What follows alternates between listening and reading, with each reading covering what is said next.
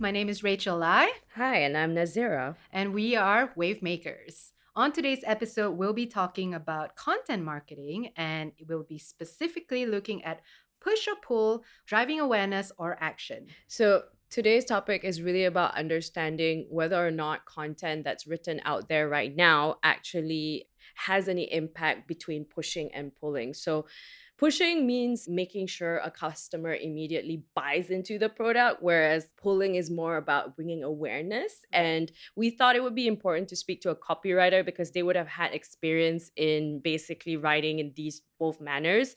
And I think our expert for today has got insights on writing for B2B businesses. And what does he do? What do we know about Alex, right? Yeah, so today we're going to speak to Alex Napier. He's a conversion copywriter expert and founder of GorillaFlow, and he's here to share his insights.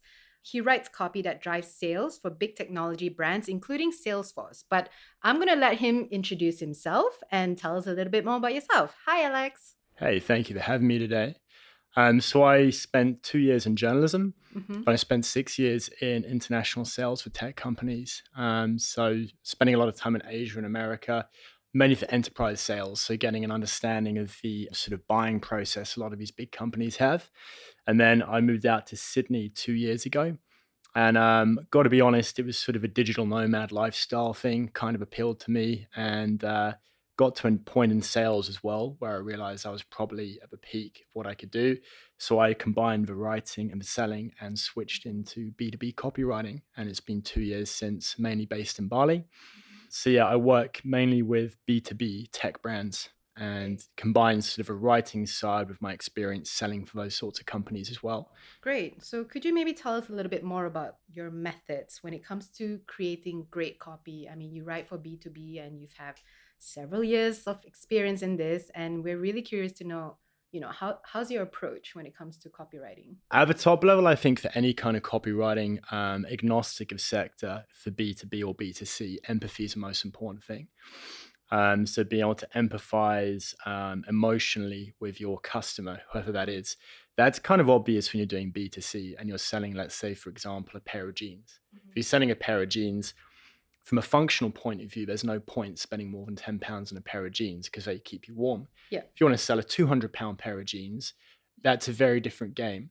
You have to empathize with things like people's desire to belong or to stand out or to be part of a gang.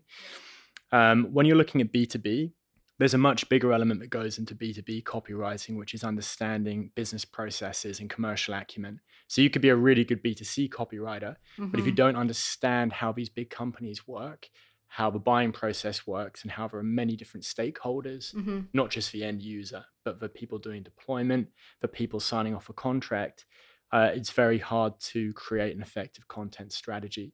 That said, I think you can't be too dry. You can do B2B, you can understand the buying processes, but that's still a human being at the end of the day.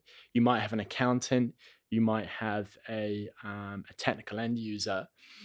They might have business needs, but they still have emotions. So if this product doesn't work well, that will make them feel a certain way. So you have to write to the business needs, but also understand the emotional impact of getting the product well. It will make your job easier. It will make it less likely you get fired, for example. So I think in terms of processes, I think buyer personas are really important. Is that one of your approach then? Absolutely, yeah. I mean, I got into buyer personas a few months into getting started. I was a little bit cynical at first, but the more and more I've invested in buyer personas, I'd say probably 3/4, maybe 7/8 of what I do is research. Yes. And probably the more high level the copy goes, the more that's the case. If you're doing blog articles, which is where many people start out, you might spend half your time researching. When it comes to landing pages, that's like 80% research. It's a Right. bit like the analogy of like a guy splitting diamonds. I think they spend days and days and days mapping out the diamond and then they give it one tap. Yeah. And the higher end you go in copywriting, it's all about mapping out buyer personas. So I speak to people a lot. If I know I've got a new type of customer, I go through my friends list as well and see, because most of my friends work in tech as well. Right. Okay, this friend of mine is like the potential end user. Can we get a beer? Can we get a coffee?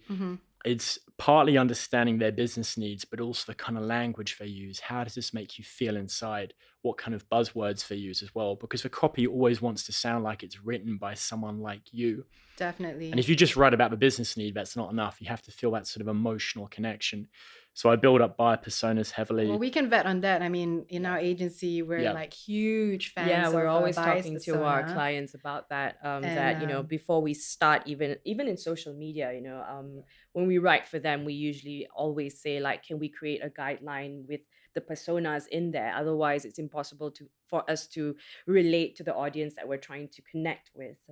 So that's really interesting that this works in business copywriting as well, or even obviously B2C. So do you think in terms of like the tone of voice that you choose between these two different areas, do you feel that it is sort of like hard for you to switch in between, or Yeah.